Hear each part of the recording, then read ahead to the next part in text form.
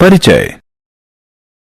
वह कौन सी एक गतिविधि है जिसमें सभी सजीव असचेत रूप से शामिल होते हैं और वह उनके अस्तित्व के लिए आवश्यक है? हाँ, श्वसन।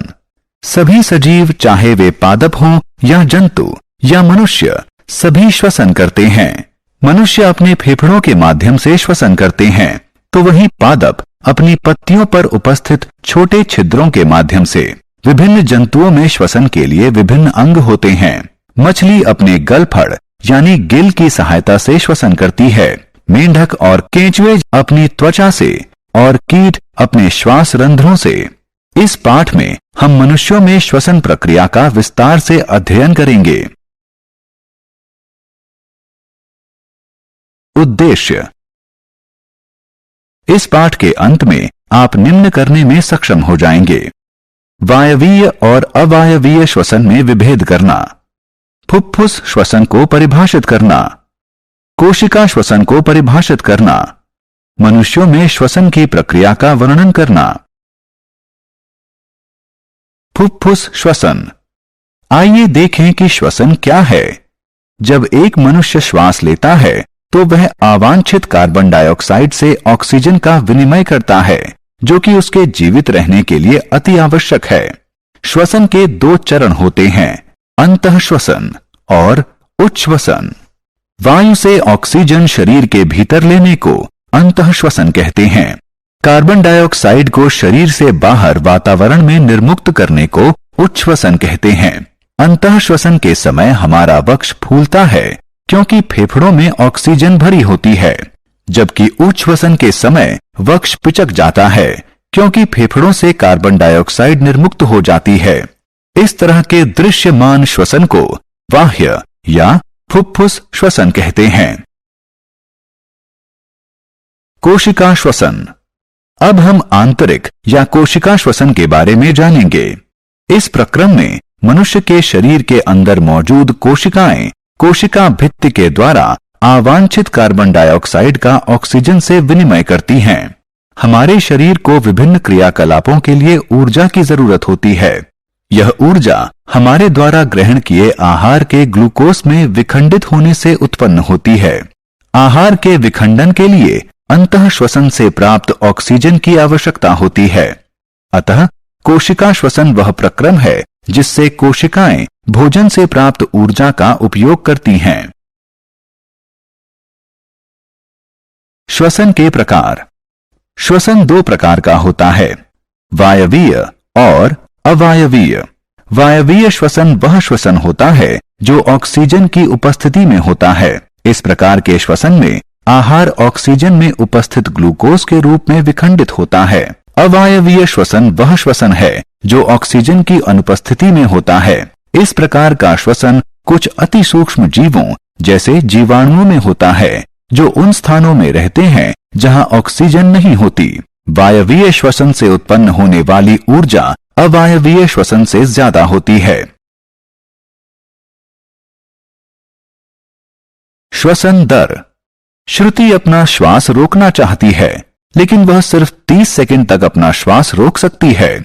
उसके बाद उसे श्वास लेना पड़ा, क्योंकि शरीर को श्वास लेने के लिए ऑक्सीजन की आवश्यकता होती है। ऑक्सीजन युक्त वायु को शरीर के अंदर लेने को अंतःश्वसन कहते हैं और कार्बन डाइऑक्साइड युक्त वायु को शरीर से बाहर निकालने को उच्छ्वसन कहते हैं।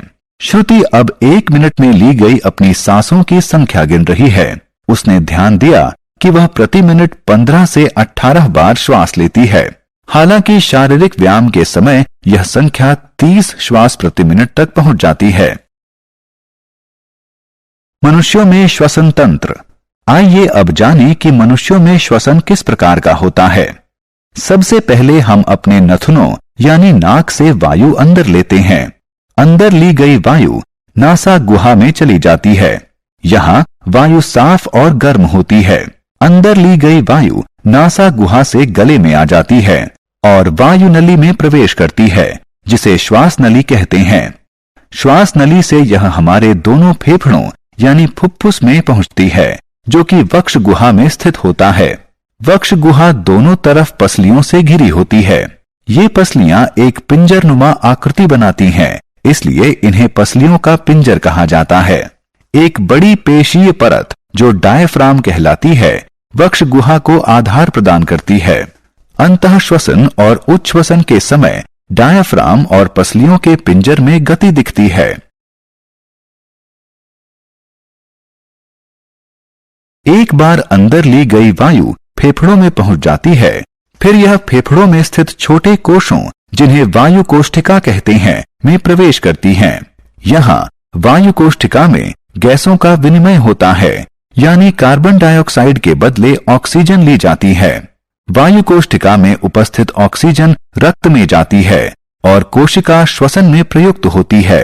रक्त में उपस्थित कार्बन डाइऑक्साइड वायु कोष्ठिका में आ जाती है और उच्छ्वसन के माध्यम से मनुष्य के शरीर से बाहर निकाल दी जाती है।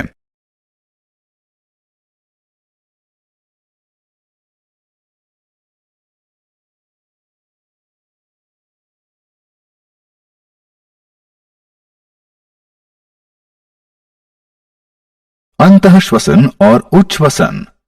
जब हम श्वास अंदर लेते हैं या अंतः श्वसन करते हैं तो पसलियां ऊपर को गति करती हैं और हमारा डायाफ्राम सिकुड़ जाता है और नीचे को गति करता है। यह हमारी वक्ष गुहा के आयतन को बढ़ा देता है, जिसमें हमारे फेफड़े फैलते हैं। जब हमारे फेफड़े फैलते हैं तो वायु हमारी नाक और मुंह द्वारा अंदर ली जाती है। वायु श्वास नली से होकर हमारे फेफड़ों तक पहुंचती है। जब हम श्वास बाहर छोड़ते हैं तो पसलियां नीचे की तरफ गति करती हैं और डायाफ्राम शिथिल होता है और ऊपर वक्ष गुहा की तरफ गति करता है। जब वक्ष गुहा का आयतन कम होता है तब कार्बन डाइऑक्साइड युक्त वायु फेफड़ों और वायु नली से बाहर निकलने के लिए बाध्य होती है और फिर हमारी नाक और मुंह से बाहर निकल जाती है। आत्ममूल्यांकन। यह आपकी जानकारी को परखने का समय है। संबंधित बॉक्स में सही विकल्प लगाएं।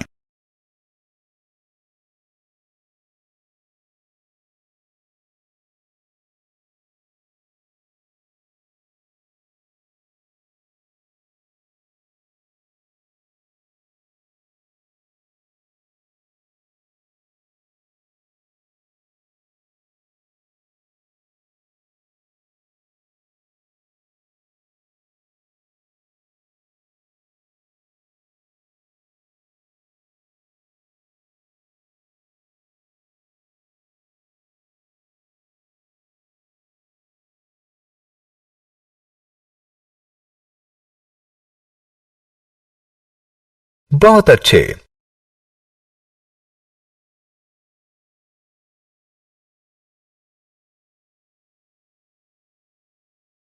सारांश।